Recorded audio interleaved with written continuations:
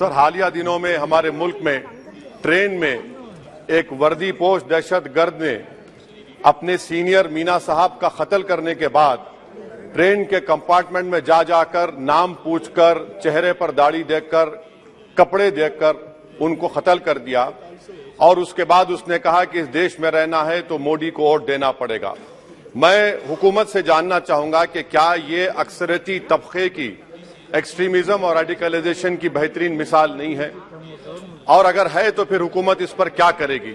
Sir, हमारे आइन में, संविधान में लिबर्टी ऑफ कॉन्शियस को लिखा गया, तमहीद में, यानी जमीर की आजादी का जिक्र किया गया है।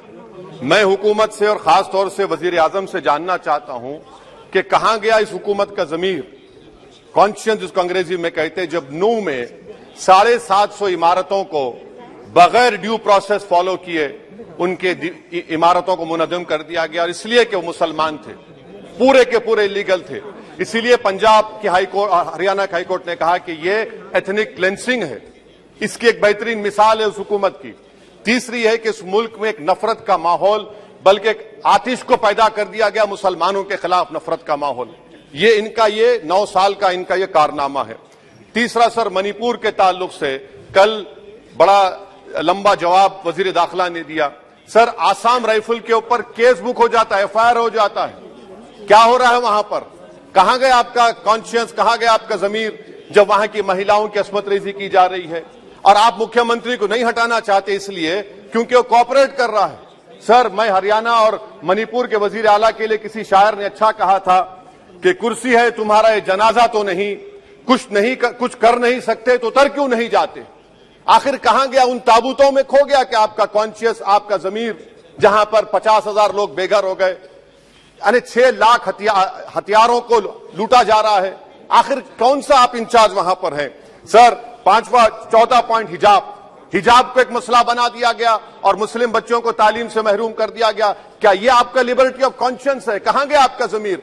सर, अभी आपने फाइनेंस मिनिस्टर साहबा ने कहा, यहां पर डीएमके के मोहतरमा कनीमोजी ने महाभारत का द्रौपदी का जिक्र किया। मैं ये पूछना चाहता हूं, बिल्किस बानो इस देश की बेटी है या नहीं?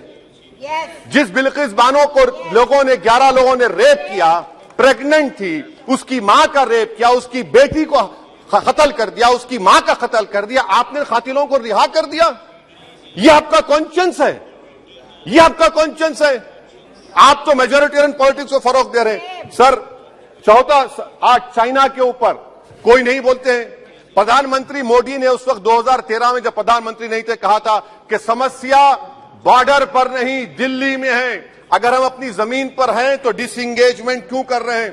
क्या आज चीन हमारी जमीन पर नहीं बैठा है? क्या आज चीन से आप बातचीत कर रहे हैं? आप डिसएंगेजमेंट कर दिए। बताइए डीएस्केलेशन, डी-इंडक्शन कब होगा? मैं आपके जरिए से हुकूमत को बता रहा हूं कि अगर प्रधानमंत्री ने अहमदाबाद में शी जिनपिंग को बुलाकर झूला झुलाया था, क्या हुआ? क्या नतीजा निकला उसका? चेन्नई दिखाया, क्या नतीजा निकला? सर, इसलिए चीन पर बोलिए, चीन को उखाड़ कर फेंकिए। सर, और एक पॉइंट जिस पर मैं मुखालिफ तायद में खड़ा हूं, हाई इन्फ्लेशन है इस मुल्क में, हाई अनएम्प्लॉयमेंट है, स्टैग्नेटिंग कंजम्पशन है। इसकी वजह से महिलाओं में हाई एनीमिया लीड कर रहा है। ये हुकूमत इसकी जिम्मेदार है। सर, कुलभूषण जाधव कहां है? पाकिस्तान में बैठा है, आप क्यों नहीं लेके आते? आप विश्वगुरु कहते हैं, कुलभूषण यादव को भूल गए आप। कतर में 8 नेवी ऑफिसर 1 साल से जेल में हैं, आप नहीं ला सके उनको। सर, और एक चीज, 1991 का प्लेसेस ऑफ वर्शिप एक्ट इस ऐवान में पास किया गया था कि तारीख के जख्मों को नहीं खुरेदा जाएगा। आप खुरोद रहे हैं उनको। मैं आपको इंतबाह दे रहा हूं, वार्न कर रहा हूं, इस मुल्क को 90 के दहे में मत लेकर जाइए। 91 का एक्ट सुप्रीम कोर्ट में जवाब दीजिए कि आपकी हुकूमत 91 प्लेस ऑफ वर्शिप एक्ट की कायम है, उस पर कायम रहेगी। यूसीसी, सर, इस यूसीसी का फॉर्मूला क्या है? एक मुल्क में एक मजहब, एक कल्चर, एक जबान। ये तो डिक्टेटरों का फॉर्मूला है। भारत एक गुलदस्ता है, भारत एक मोजाइक है।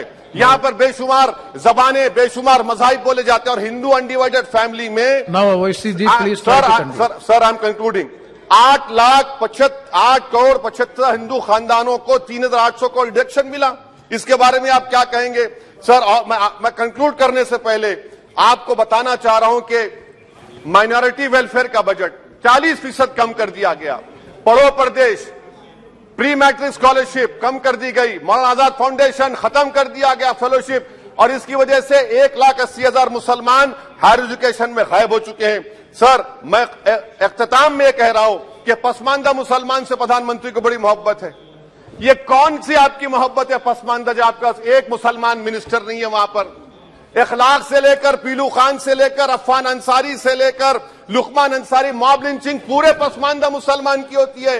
पावरलूम बंद है अंसारियों के, कुरैश बरादरी का कारोबार बंद किया जाता है। स्पीकर सर, मैं कंक्लूजन में अभी कल हमारे होम मिनिस्टर ने कहा था क्विट इंडिया।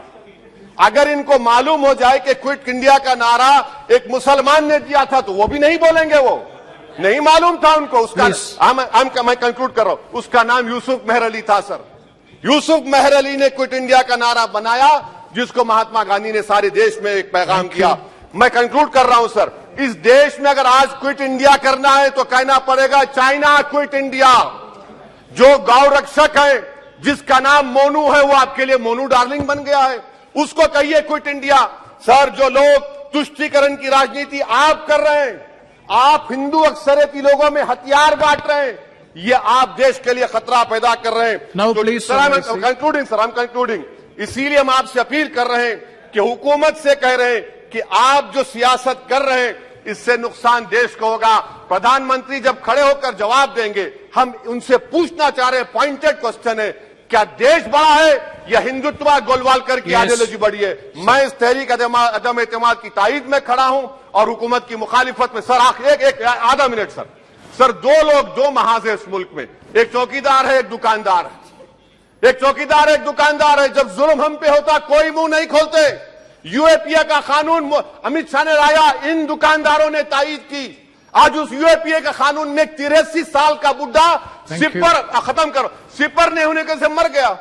आखिर कब तक दुकानदार और चौकीदार हमारी लाशों पर सियासत? सर, हम कंक्लूडिंग, कब तक सियासत करेंगे? अगर आप जुल्म के खिलाफ आवाज नहीं उठाएंगे तो आपकी दुकानदारी नहीं चलेगी, चौकीदार को बदलेंगे, तीसरा महाज करेगा। शुक्रिया सर।